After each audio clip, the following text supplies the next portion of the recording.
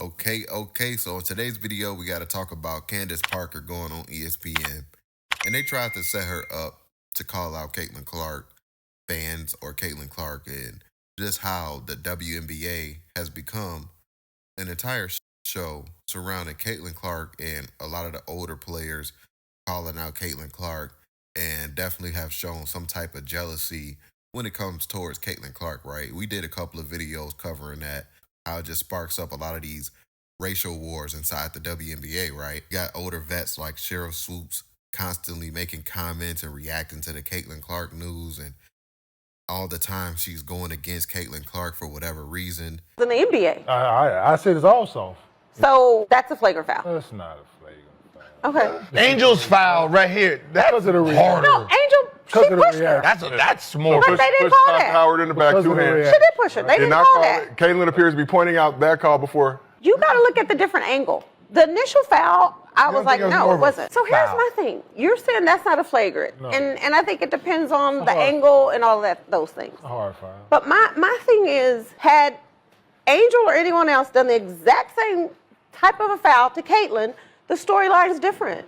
Even Caitlin Clark, first year in the WNBA, when all of those old vets and retired players was just calling out Caitlin Clark, saying she's not going to change the game and she's this and she's that. And yeah, man, it was just a lot of jealousy and hatred, right? So, with Candace Parker being on the show, ESPN, they like narratives, right? So they're trying to bait her to talk bad about Caitlin Clark and possibly big up Angel Reese, so it can just become this thing where fans get outraged, in my opinion. And I think Candace Parker saw in between what Stephen A. Smith, ESPN, Miley Qerim, what they were trying to do to set her up with this type of questioning, right? So I would like to highlight Candace Parker shutting them down and just speaking about the resentment towards the WNBA, man. So let's check out this clip, then I'll come back with some more commentary. Here's the video. And before I highlight today's video clip, guys, be sure to hit that thumbs up button. That really does help support my YouTube channel and get these videos pushed out to the algorithm. Thank you. Candace, I'll mention Caitlin Clark from the standpoint of her being a sensational young player who's brought a lot of popularity to the WNBA, and I'll leave it at that. And get to a more micro question, and that would be this. When we look at the WNBA, whether we've speculated about resentment or whatever it is, ultimately it comes down to the fact that there were an abundance of women in the WNBA doing tremendous work on behalf of the WNBA and the game of basketball, and you just sense that folks were feeling an absence of appreciation for what they had done and what their collective contribution was to bring the WNBA to where it is now and where it evidently is going. Can you speak to that collective frustration that some may have been feeling, and whether or not you think it's something that's being overcome as you all thrive and move forward and continue to promote and uplift this league? It's so crazy to me because I'm asked so many times if I'm resentful in any type of way for where the WNBA is right now. My job was to leave the game better than I came into it. You think Cheryl Miller is resentful for me that I had a league to play in? No, she's being the mentor that she is, and she's supporting and loving and sitting courtside cheering on Juju Watkins. And I'm doing the same for Caitlin Clark and all the women in the WNBA. I think that rivalry is super important. I think conversation is super important. I tuned in when Kevin Durant went back and played Russell Westbrook and they bumped shoulders and everybody was tuned in. But I want to keep it within the lines of the game. And I think that's what's the most important. Now everybody has a Twitter finger. Everybody can have reach to, the WNBA and make comments. But really the key is let's keep it about basketball. That's my thing. And when we do that, then we're able to really grow the game and what it represents. There are some talented players that have been in this league. But now, because of visibility, listen, I still know the Dominique Wilkins.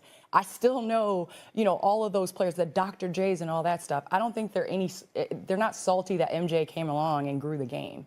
I mean, that's what it is. And so I think that the WNBA as a whole is in an amazing place. Now it's about business to me. It's about taking care of business and making sure. I would like to see, and I'll say this in the CBA, I would like to see more roster spots because we can't have 11 or 12 women on a team. You got to, lean into the player growth and player development. As far as the WNBA, What do you want to see, like, this next iteration? Where would you like to see the game go? Where would you like to see the league go? Because I know you talked about people focusing on, like, everything except the game, which can still tend to happen, you know, with storylines and characters, players in the W. You know, I think the WNBA is so dynamic in its growth right now, in its reach. And I do want to commend, you know, the network of ESPN and ABC for the visibility of the WNBA. I mean, you look at where it started, honestly, you think about, you know, ESPN was the home of the NCAA tournament for years. The first time it was on ABC, I mean, it shattered numbers, record numbers. So really it's just about the visibility, and it's about putting it on television, and it's about knowing the players and establishing the rivalries and being able to have the merchandise. And so I think that it's so exciting for me to see that in the W, and I think that we can still continue to grow, but you can't go head to head with NFL every week. You can't go head to head with NBA playoffs. And so it's been nice to see that it's accessible. I think now with more games being carried and being able to be available to viewers, you're going to continue to see that growth. So that's what Candace Parker had to say, man. And I like what she was talking about, because she was pretty much saying that, you know, these older players, the resentment that they have towards these new players and Caitlin Clark, right? You know, they're trying to talk about Caitlin Clark mainly, right? And when they say new players and the resentment and stuff like that, because, you know, again, it's always Angel Reese or Caitlin Clark or Angel versus Caitlin, and just how they try to set everything up right for a narrative.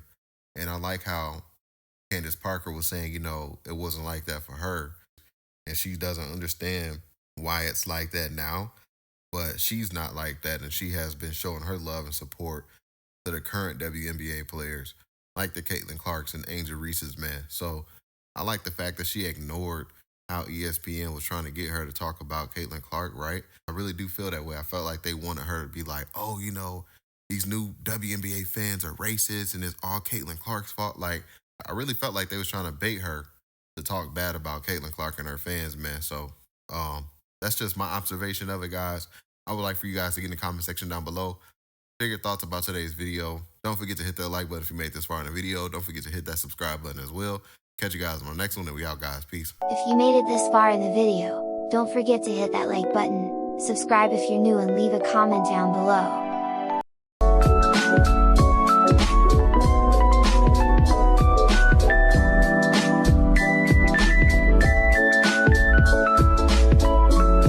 Be sure to like, comment and subscribe.